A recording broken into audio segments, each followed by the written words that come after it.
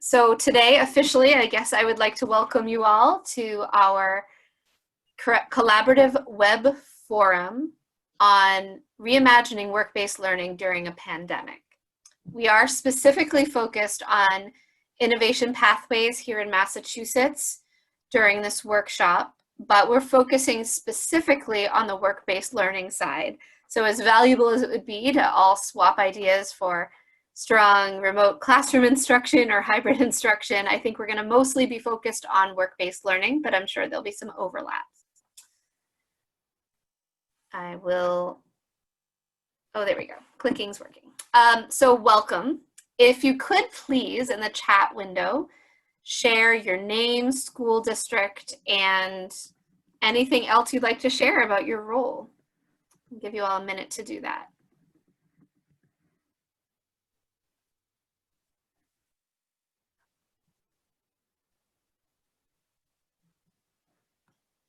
My colleagues will be monitoring the chat. I think at this point you know the drill that when I'm screen sharing, it's tricky for me, but I'll introduce everybody in just a minute.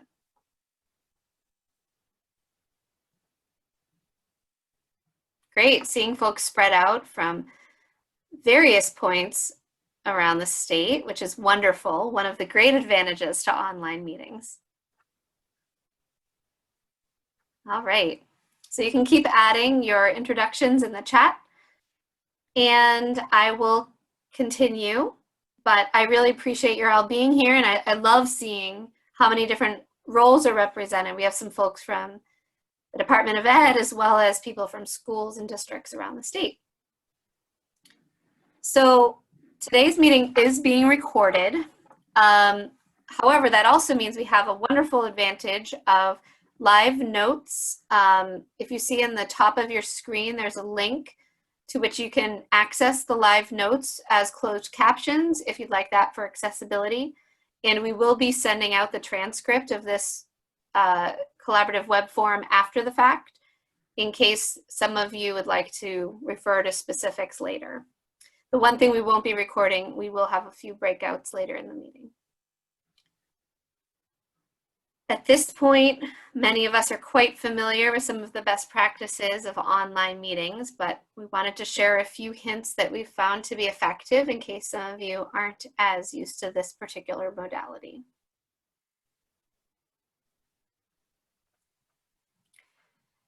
And now I'm happy to introduce our team. So my name is Diana LeBeau. You'll see me on the top right of your screen there. And I work for the Center for Collaborative Education. We are partnering with DESE and specifically the Innovation Pathways team at DESE to help support schools through technical assistance, coaching, and professional development related to the Innovation Pathways work here in Massachusetts. Joining me today from the Department of Ed are Jennifer Gwatkin, our Innovation Pathways lead, Carrie Occasion, the Career Development Education lead. And the rest of the faces you see here are folks that are on my CCE team. You might hear from several of us at different times throughout the year. Callie Larson is joining us today, tech support, and she is working in place of somebody else you've probably heard the name of, Allison Plez. Callie Cornell is also joining us today. And she'll be presenting later in this workshop.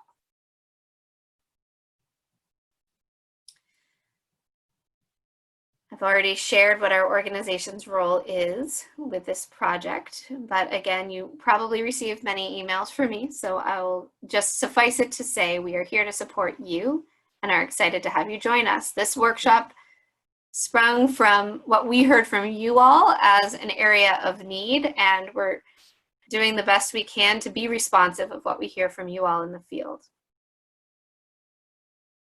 Now, specifically thinking about innovation pathways, those of you who are here probably are familiar with it, but just for those who might be joining us for the first time, innovation pathways connect student learning to broadly defined industry sectors that are in demand in the regional and state economy and guide students to relevant post-secondary education and training. The goal of all of them is to increase equitable access by eliminating barriers. Some of our guiding principles are right here. We will have a workshop next Thursday for those of you newly designing innovation pathways, in which we will get much more in depth with the guiding principles for innovation pathways and other aspects that are an important part of pathway program design. We have 99 pathways right now in Massachusetts, and they're spread across 36 districts across the state. So hopefully that means that we can benefit from the wisdom in the room today from really all over Massachusetts, people who are grappling with many of the same issues you all are in this particular pandemic climate. And we hope that the impact is positive for the over 4,000 students that are part of our Innovation Pathways programming.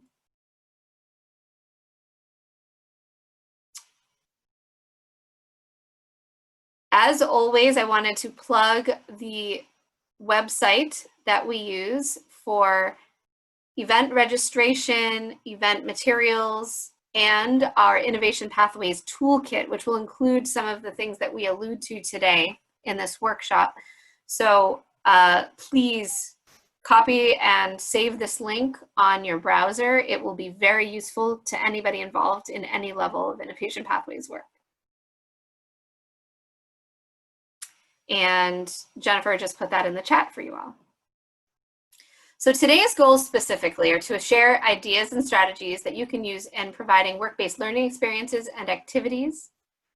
Right now, within Innovation Pathways, we will engage in some discussion and problem solving within this community of practice, and hopefully along the way, build connections for you or help you to have the opportunity to build connections across the network.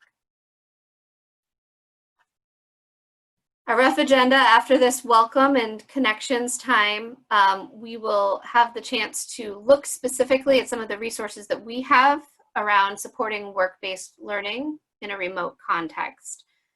We'll then move into small group discussions where we hope you'll have the chance to talk about problems of practice and share potential resources and things that you found that work, and come back together to make sure that we can share out some of those best practices before we close.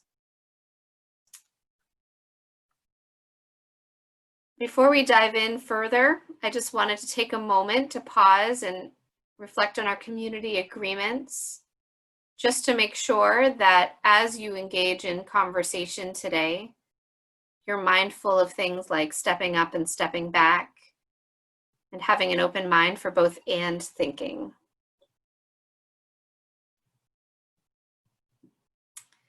But that being said, we know that with any norms and agreements, we have to be flexible right now. These are not typical times, and we are doing the best we can, even as we know there will potentially be little friends or pets jumping on laps. We might have sound going in and out for some of you. We'll do our best to support you. Please write in the chat if you experience any issues that we might be able to help with. And we know that for you all, you're as present as you can be. And we hope by sharing out the recording and transcript later, that enables you to have two looks through in case today is a challenge to stay focused. Quickly, I'd love to give you the chance to share with us, while we're on the topic of this remote context, where you are today. You can just share the number in the chat. This is a good way for me to take the temperature of the room. Which of these numbers, or which of these squares best represents you right now?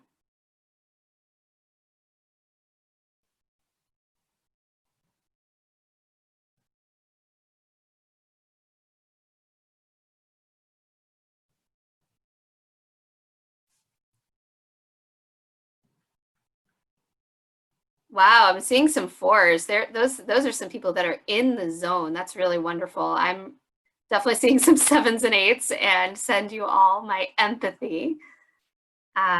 Really seeing just about everything represented here, although perhaps fortunately no. Oh, no, we do have a couple of nines. Congratulations to the parent of the newborn. parents of newborns I see that we have. Okay. All right, we'll continue, but I do want to be mindful of the fact that we have folks in all ranges of mindset right now, and that might mean that we will continue to be flexible as the day goes on. I'm going to now pass it over to my colleague, Callie, who will talk us through some of the resources and frameworks that we have that might support remote work-based learning. Great, thank you so much, Diana. Hi everyone, I'm Callie Cornell, and I'm so thrilled that so many of you are joining us for our web forum this afternoon and the first Innovation Pathways community of practice event for the year. So before we dive into talking specifically about supporting remote work-based learning, we'd like to make you aware of our Innovation Pathways Toolkit. So if you could go to the next slide, please. We have resources and tools to support you in the design and application processes and in implementation of innovation pathways. This particular toolkit was developed this past spring, and it's designed to help provide a structure and resources to support your design of rigorous and student-centered pathways in your schools. So the processes, tools, and resources that are within this toolkit are not exhaustive, nor is intended that innovation pathways teams necessarily make use of each of the resources within this toolkit, but rather the resources that are here are shared with the intent to support a variety of design, development, and implementation needs in a way that's customizable according to your school and pathway's particular context. So you may choose to use these resources in a way that's most helpful to your team, sort of no matter where you are in the design and implementation processes. And so we hope that this tool, it's intended to be iterative, and so we hope to be adding to this tool over time as we gather additional resources, guides, research, emerging best practices throughout the year. And this Kelly, do you mind volume going up a little bit for you? Sure. Let me just check my volume here in my audio settings. Just one moment. Is that a little bit better? Great. Thank you, Diana.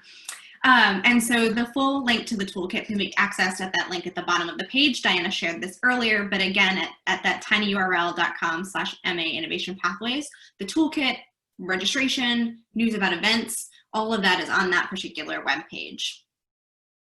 And so if we could head to the next slide. Before we dive into sharing some specific examples about remote work-based learning, we're going to share a tool that might be helpful to your thinking about work-based learning offerings. This particular strategy is to practice remote work-based learning skills that you see on your screen was developed by CCE earlier this year as a way to establish a framework for those looking to have students practice remote work-based learning skills when traditional work-based learning cannot happen. So each of the strategies that are listed on that outer circle, they're also listed on the right-hand side there of the screen just to make it a bit easier for you to view and read. Each of these strategies promote remote work-based development on college and career-ready skills. And so over the next several slides, we'll talk in more detail about each of these strategies and use this as a framework for sharing current practices and specific examples. The resources and examples we'll be sharing are certainly not exhaustive. There'll only be sort of a few under each strategy, and you'll likely not find every single thing that we share relevant to your school or district context, but our hope is that the strategies and the examples that we share today some of them will be immediately useful, but others will really help you reflect on your approach to providing quality remote work-based learning experiences for your students in Innovation Pathways programming. So also worth noting that remote work-based learning to scale is new for all of us. And so the examples that we'll share are not necessarily best practice, but rather we offer them as models for the different approaches schools and districts have taken thus far.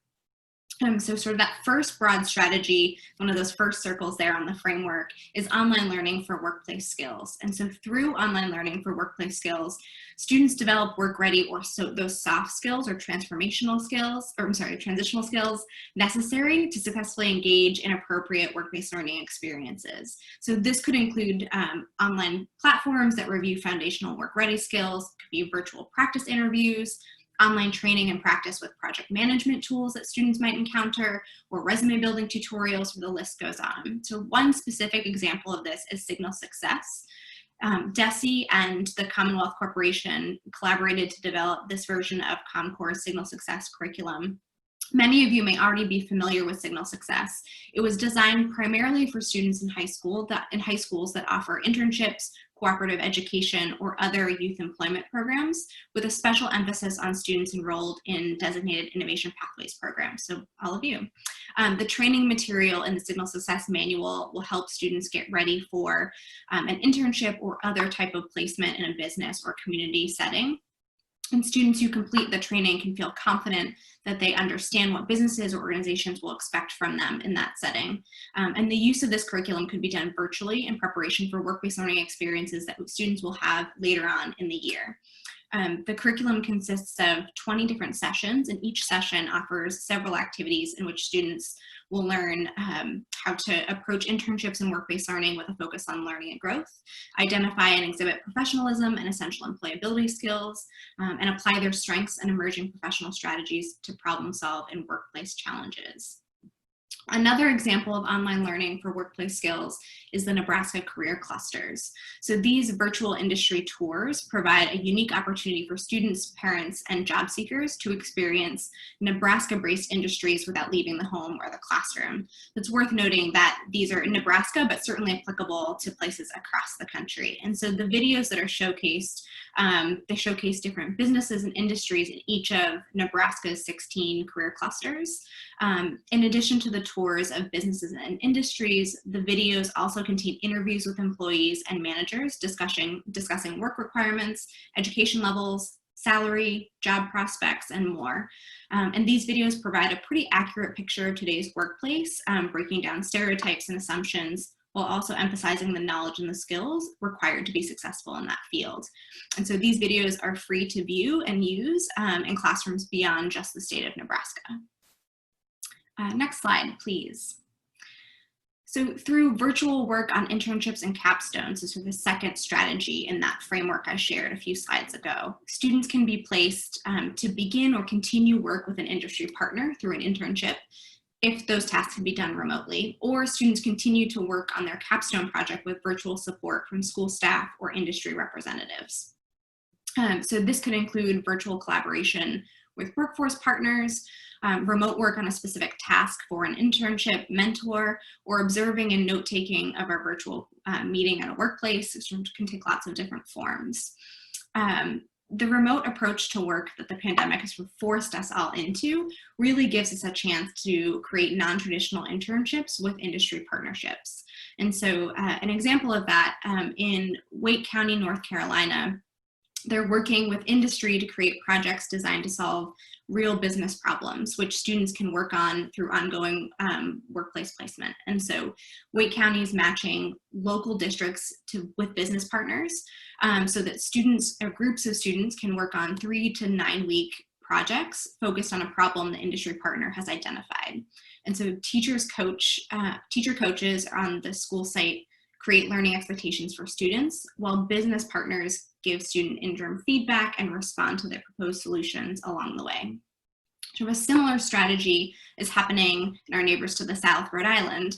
Rhode Island Skills for the Future, it's an organization that serves as an intermediary between school districts and industry partners across the state, ran a summer internship program where participating students were grouped with industry mentors and presented with a current industry challenge. In fact, many of those industry challenges, which are emerging challenges based on COVID's impact. And students worked for 6 weeks remotely with the guidance of an industry mentor and presented a series of solutions to companies as part of their internship experience. For students working on portfolios or capstone work, and that has to happen virtually, our colleagues at Envision Learning Partners have created a guide to designing authentic culminating assessments in a virtual space. So there are examples, prototypes, and a toolkit of resources that can help guide staff and students to developing and implementing virtual culminating assessments and assessments experiences, just like the capstone that's required for innovation pathway programming. Sort of a final example under this strategy is a simulated workplace. So in West Virginia, they have the simulated workplace program that demonstrates how districts, particularly those in rural geographies, can draw on industry expertise to ensure that high quality work-based learning is happening within a classroom setting. And so the program was initially launched in 2013, but has grown exponentially in the months since the pandemic began. In the simulated workplace, students transform their classrooms into businesses to create authentic workplace environments. So this happens for those that are actually heading to the school and create an environment within the classroom. And so students participating in the program are treated just as employees would be. They're required to pass an interview for entry into that particular course. They fill assigned roles within a company. They write a company handbook. They pass a safety training. So this simulated workplace program is implemented in partnership between classroom teachers and industry representatives that sort of guide students all along the way. Next slide, please. So the third strategy in our framework that we shared is independent research and reflection. And so in independent research and reflection, this is where we want students to investigate aspects of their industry sector in a structured way that allows them to reflect and explore on the industry more deeply. This could include research on how remote work climate is impacting the industry.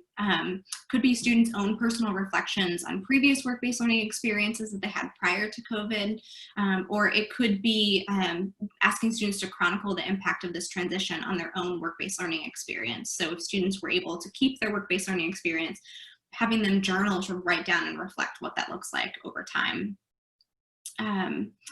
Colleagues at the Workforce Innovation Technical Assistance Center, or WINTAC for short, have paired students and school districts with industry partners to engage in a series of informational interviews and virtual job shadows. And after each of those activities, students complete an evaluation form that's either online, via text, or via snail mail, if that's what's applicable to students.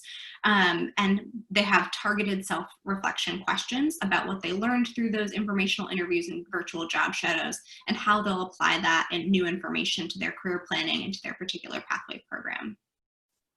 And our partners at ConnectEd, ConnectEd's National Center for College and Career, has free day at work videos. They have a whole video series where students can explore videos and learn from a variety of professionals what they do, how they do it, and sort of what it takes, the path that they took to get there.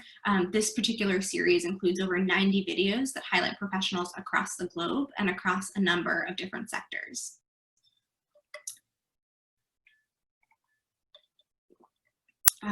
And then our next piece on remote relationship building. This particular strategy, it's crucial. It's a crucial part of quality work-based learning experiences.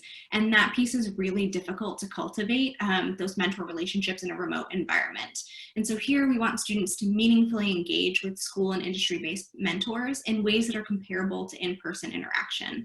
This could include check-ins via phone, or other online software where school-based or industry mentors are checking in with students regularly, online interviews with a variety of professionals in a particular industry field, text-based or facilitated discussions with peers that are all within the same pathway to keep those connections in that network going, even if students are sort of experiencing all of it remotely. There's two pieces we want to highlight here that might be helpful to you all.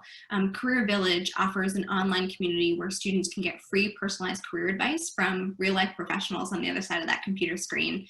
It has a particular focus on underrepresented youth.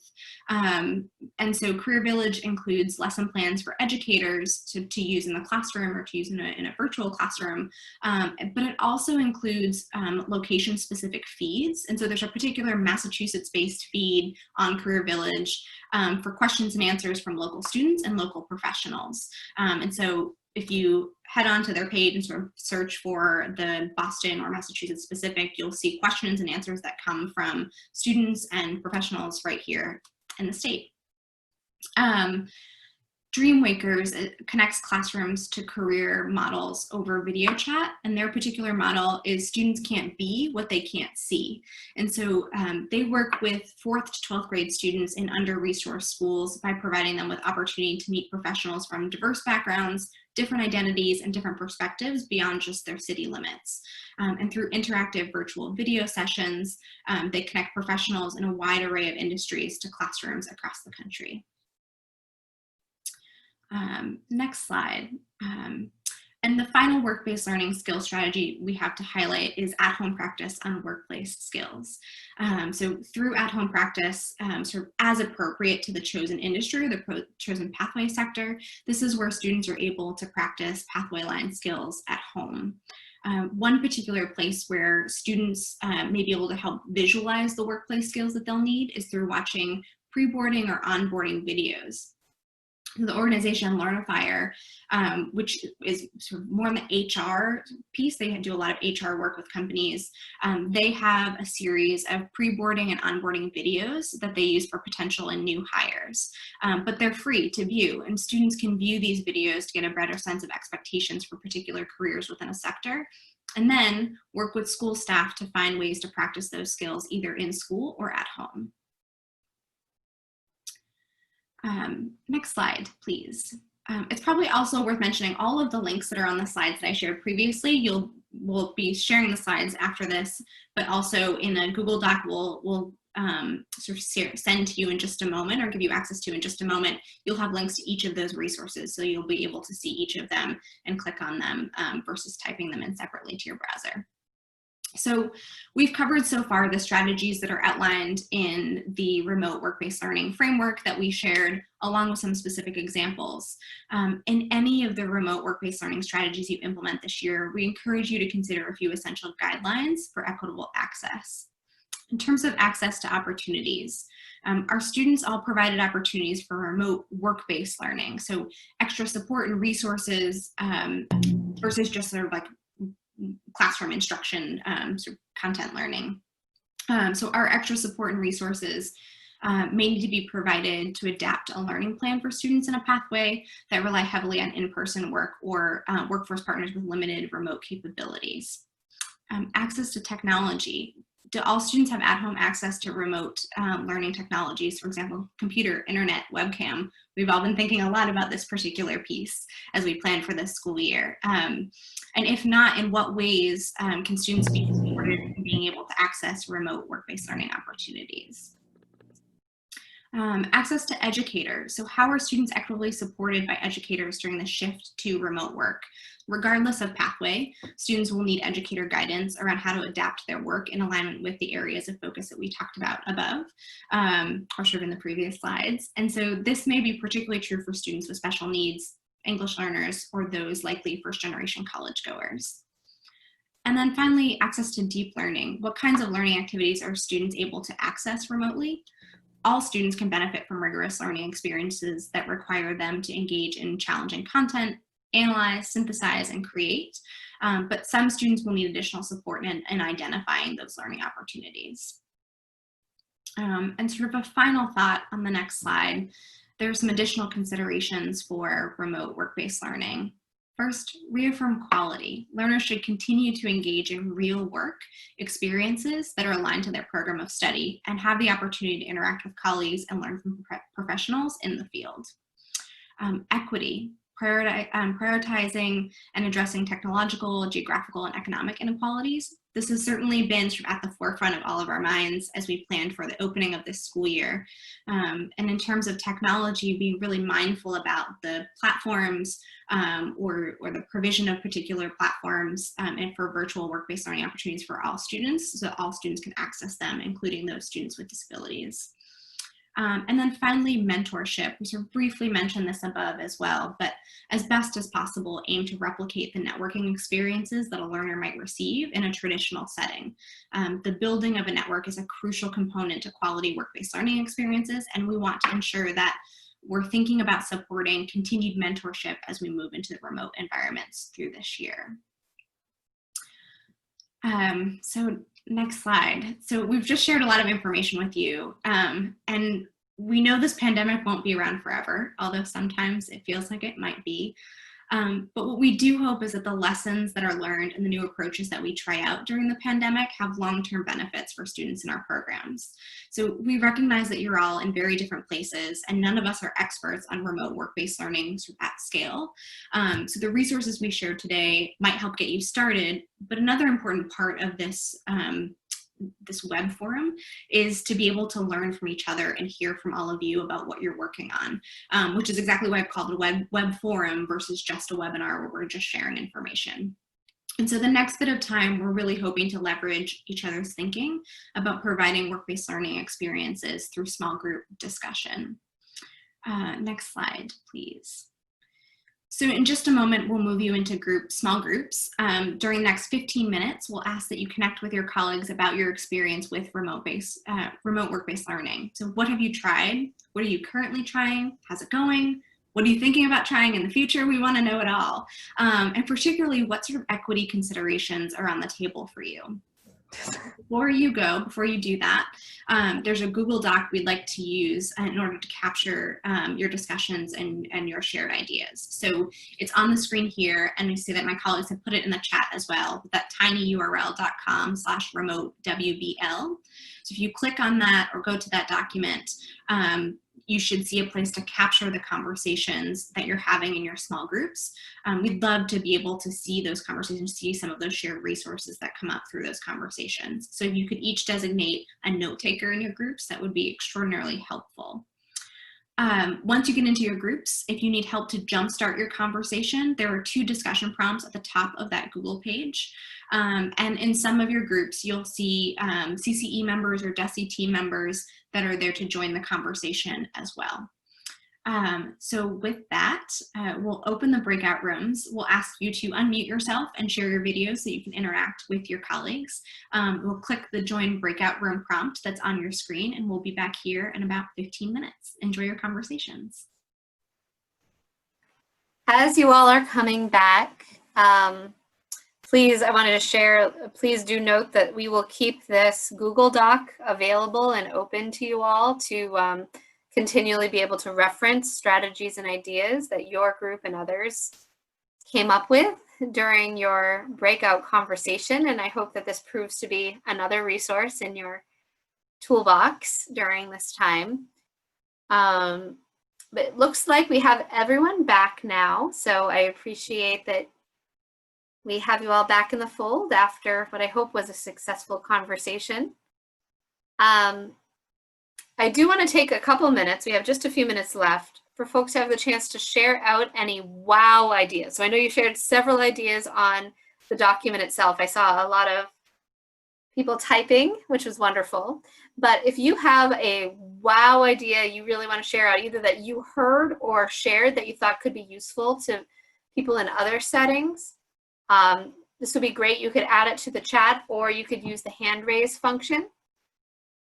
If there's something you're still wondering about that we might have an answer to, this is also a great time to add that to the chat, or again, to use the hand raise function. We have time for just a few comments or questions.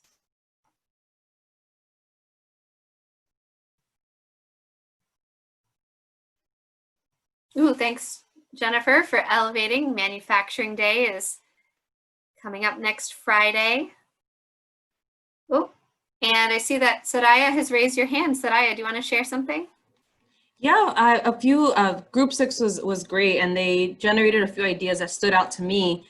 They just kept building off of each other's ideas, which was even virtual tours, scheduling virtual tours with the partner. I also saw that folks are reaching out to employers and asking them to record themselves for 10 to 15 minutes and showing these videos in the advisory periods at school. Even if it's, fitting in 15 minutes, they are able to get that in there.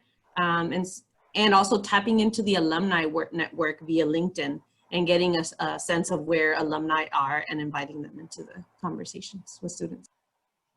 Thanks, Soraya, and it's nice to see you. Soraya and I are colleagues, and I didn't know she'd be here. So I'm also seeing in the chat that there will be some virtual tours of employers and other events as part of that Manufacturing Day on 10/2. And thanks initially to Jan Yardley for sharing that idea out. Kim also shared that there's some great support that could be tapped into by contacting local community colleges and vocational programs, which is another really great idea. Any other wows or wonderings that are still out there?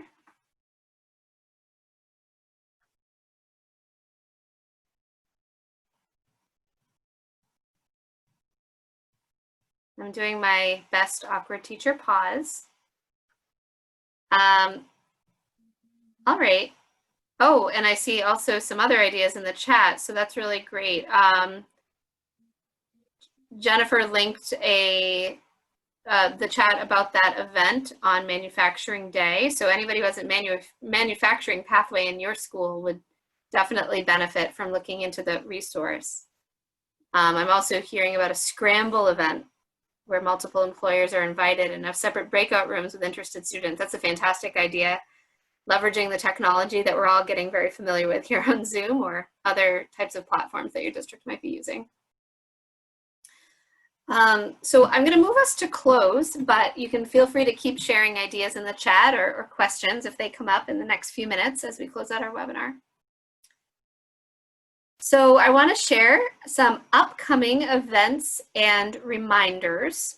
Right now, we have two things that are immediately on the docket. One is that on October 1st, we have a workshop specifically for new applicants applying this year for the October 30th Part A deadline for new Innovation Pathways designation. This workshop will be focused really on design around high quality pathways programs that are well poised to not only be successful programs, but also to be approved through Part A and move on in the application designation process.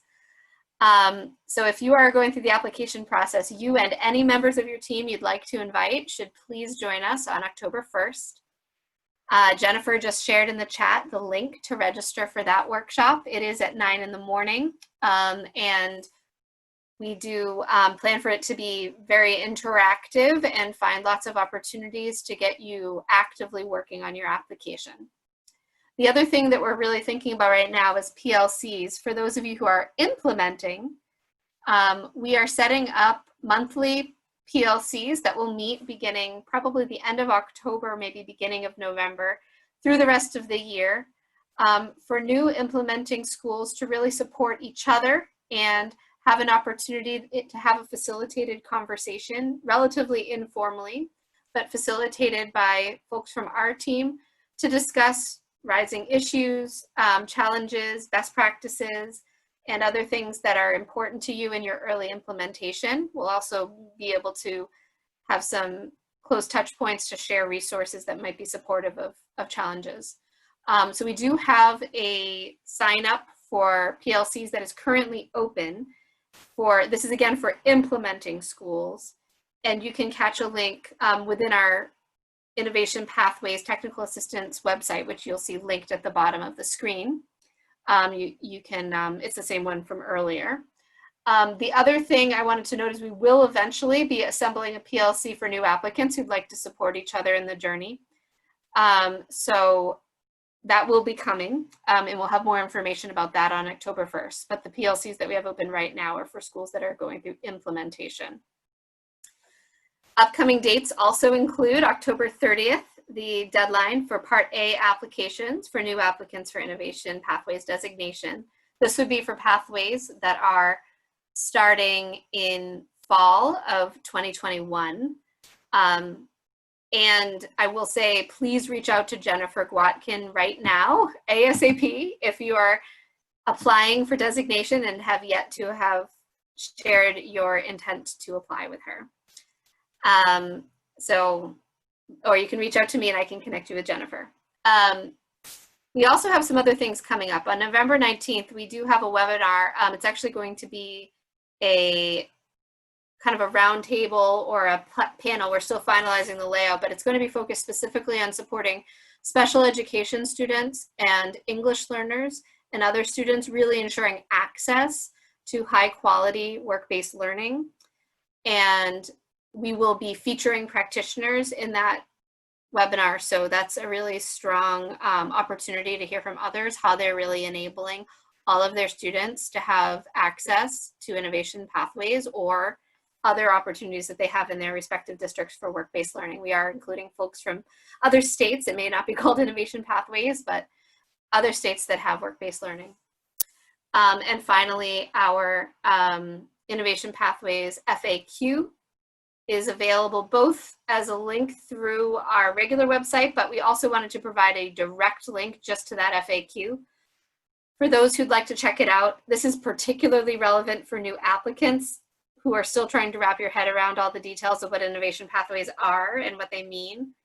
skim through the FAQ, and this should answer several of your questions. That way you'll come armed next Thursday to the workshop with anything that wasn't already covered on the FAQ. Before you leave today, and we are very close to the end, we'd like to invite you to take the time to complete a survey about today's collaborative web forum. My colleague Callie L just put a link in the chat so you can follow it directly. We do encourage you to open it right now in your browser, even if you want to wait till the forum is over to actually follow the link and fill it out. We, as I mentioned, very much depend on what we hear from you to inform our future work. We have future webinars, workshops, and program spotlights that we'll be offering throughout the year. And very much these things will be affected by what we hear from you as topics and approaches that are most effective for you. So again, please follow this tiny URL as soon as you can to give us your feedback. It should take no more than 2 minutes. Finally, I want to thank you on behalf of the whole CCE and Department of Education team as we close out our workshop. You've all been deeply engaged. We've seen a lot going on in the chat, on the Google Doc, and just we're delighted that you're all here in a busy time and that you have all made time to continue to improve your practice for the sake of the children that you're serving. And with that, please don't hesitate to reach out with any future questions, comments, or ideas. And follow our link to our website when it's useful. And we hope to see many of you in our upcoming events this fall. Thank you.